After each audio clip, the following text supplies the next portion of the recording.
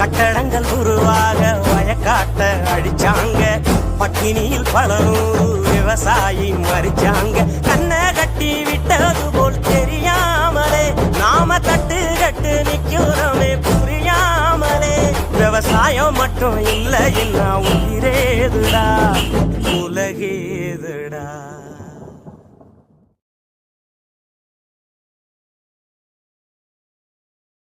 சொன்னேன் எவனாவது கேட்டீங்களாடா? இப்ப புலம்பி என்ன பண்றது? ஆசை பைக்ல போலாம், கார்ல போலாம், சொகுசா வாழலான்னு. விவசாயத்தை விட்டுட்டு எங்க கரெக்ட் வேலைக்காட போக போறீங்க? டேய் ஒண்ணு மட்டும் சொல்றேன்டா, விவசாயிக்கு மானமெல்லாம் ஒரு காணி நிலம் தாண்டா.